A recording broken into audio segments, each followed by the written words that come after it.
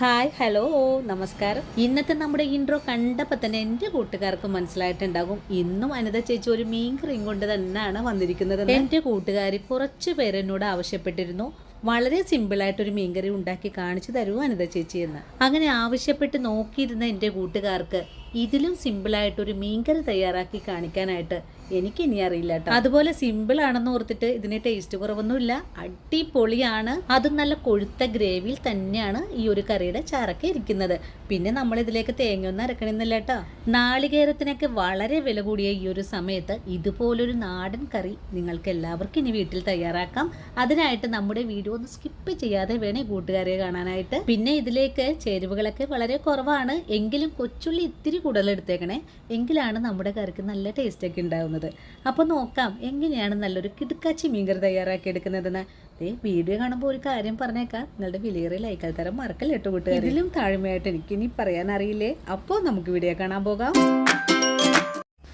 അയല മുളകിട്ടത് തയ്യാറാക്കി എടുക്കാനും വേണ്ടിയിട്ട് ഞാനിവിടെ 1 കിലോ അളവിലാണ് അയല കഴുകി വൃത്തിയാക്കി എടുത്ത് വെച്ചിട്ടുള്ളത്. ഇന്നത്തെ നമ്മുടെ മീൻകറി തയ്യാറാക്കി എടുക്കുന്നത് വളരെ എളുപ്പത്തിലും അതുപോലെ ഒരു പ്രത്യേക രീതിയിലുമാണ്. എനിക്കിന്നിവിടെ കിട്ടിയിട്ടുള്ളത് ഇടത്തരം അയലയാണ്. ഇതുപോലൊരു മുളകിട്ട മീൻകറി തയ്യാറാക്കി എടുക്കാനും വേണ്ടിയിട്ട് നമുക്ക് ഏതൊരു മീനും ഉപയോഗിക്കാവുന്നതുമാണ്. ഇനി നമുക്ക് മീൻകറി തയ്യാറാക്കാൻ തുടങ്ങാം. ഇതിനായിട്ട് ഞാനിവിടെ ആദ്യം ഒരു പാൻ അടുപ്പിലേക്ക് വെച്ചിട്ടുണ്ട്. പാൻ ഒന്ന് ചൂടായി വരട്ടെ. ചൂടായി വരുമ്പോഴേക്കും നമുക്കിതിലേക്ക് കുറച്ച് പൊടികൾ ചേർക്കണം. നമ്മൾ ഇന്നിവിടെ എടുത്തിട്ടുള്ളത് 2 സ്പൂൺ അളവിൽ എരിവെള്ള മുളക് പൊടിയും 2 സ്പൂൺ അളവിൽ തന്നെ കാശ്മീരി മുളക് പൊടിയും 1 സ്പൂൺ മല്ലിപ്പൊടിയും 1 നുള്ളു ഉലുവപ്പൊടി കൂടി എടുത്തിട്ടുണ്ട്. നമ്മൾ ഇന്ന് എടുത്തിട്ടില്ല 1 കിലോ മീനിന്റെ കറക്റ്റ് ആയിട്ടുള്ളൊരു അളവാണിത്. ഇപ്പോൾ നമ്മുടെ പാൻ ചൂടായി വന്നിട്ടുണ്ട്. ഇനി ഫ്ലെയിം കുറച്ച് വെച്ചതിന് ശേഷം 1 ടീസ്പൂൺ അളവിൽ കുരുമുളകും 1-2 കറിവേപ്പിലയും കൂടി ചേർത്തിട്ട് നല്ലതുപോലെ ഒന്ന് വറുത്തെടുക്കണം. ഒരു തരി പോലും കരിയാതെ ഒന്ന് മുരിഞ്ഞു തുടങ്ങുമ്പോൾ നമുക്കിതിലേക്ക് നമ്മൾ നേരത്തെ എടുത്തു വെച്ചിട്ടുള്ള പൊടികളാണ് ചേർത്ത് കൊടുക്കേണ്ടത്.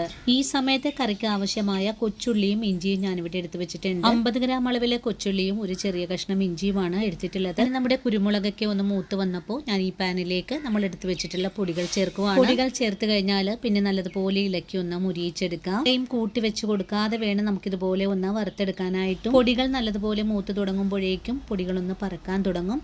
ആ ഒരു സമയത്ത് നല്ലൊരു സ്മെല്ലും കൂടി നമുക്ക് കിട്ടുന്നതാണ്. ആ ഒരു സമയത്ത് നമുക്ക് ഫ്ലെയിം ഓഫ് ചെയ്ത് കൊടുക്കണം. ഈ സമയത്ത് തന്നെ കറിക്ക് ആവശ്യമായ പിഴുപുളി കൂടെ ഞാൻ വെള്ളത്തിലിട്ടൊന്ന് കുതിർത്തി വെച്ചിട്ടുണ്ട്. അങ്ങനെ നമ്മുടെ പൊടികൾ മൂത്ത് വന്നിട്ടുണ്ട്. ഇനിയിപ്പോൾ ഫ്ലെയിം ഓഫ് ചെയ്ത് കൊടുക്കാം. അതിനുശേഷം തണുത്ത് വരുമ്പോൾ നമുക്കൊരു മിക്സിയുടെ ജാറിലേക്ക് ഇട്ട് ഇതുപോലൊന്ന് അരച്ചുകൂടി എടുക്കാം. ഇനി നമുക്ക് വേണ്ടത് ഒരു മൺചട്ടിയിലേക്ക് അരച്ചെടുത്തിട്ടുള്ള അരപ്പൊന്ന് ഇട്ട് കൊടുക്കണം. അരപ്പ് മൺചട്ടിയിലേക്ക് മാറ്റിക്കഴിഞ്ഞാൽ അതേ മിക്സിയുടെ ജാറിലേക്ക് നമ്മൾ നേരത്തെ കാണിച്ച ഇഞ്ചി കൊച്ചുള്ളി 10 അല്ലി വെളുത്തുള്ളിയും കൂടി ചതച്ചെടുത്തിട്ടുള്ളതാണ് ചേർത്തിട്ടുള്ളത്. ഇനി നമുക്കിതിലേക്ക് നമ്മൾ നേരത്തെ വെള്ളത്തിൽ കുതിർത്തി വെച്ചിട്ടുള്ള പുളിവെള്ളമാണ് ഒഴിച്ചു കൊടുക്കേണ്ടത്.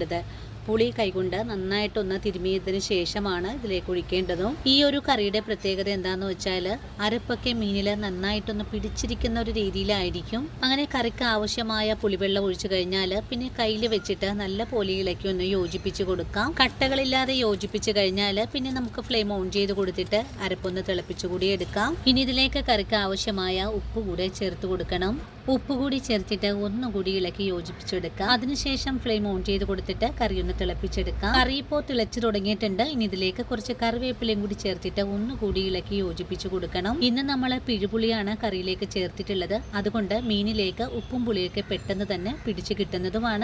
അതുകൊണ്ട് അധികം ഒന്നും കറി വെട്ടി തിളപ്പിച്ചെടുക്കേണ്ട ആവശ്യമൊന്നും തന്നെയില്ല. ഒരു 3 മിനിറ്റ് നേരം നല്ല പോലെ ഒന്ന് തിളച്ചു വന്നപ്പോഴേക്കും നമ്മുടെ കറി നല്ല കുറുകിയ ഗ്രേവിയോടുകൂടി മാറിയിട്ടുണ്ട്. ആ ഒരു സമയത്ത് 1 മിനിറ്റ് നേരം ചെറിയ തീയിലേക്ക് മാറ്റി വെച്ചതിന് ശേഷം ഒന്ന് മൂടി വെച്ച് കൊടുക്കണം. 1 മിനിറ്റ് കഴിഞ്ഞപ്പോൾ മൂടി തുറന്ന് നല്ല പോലെ ഇളക്കി ഒന്ന് യോജിപ്പിച്ചു കൊടുക്കാം.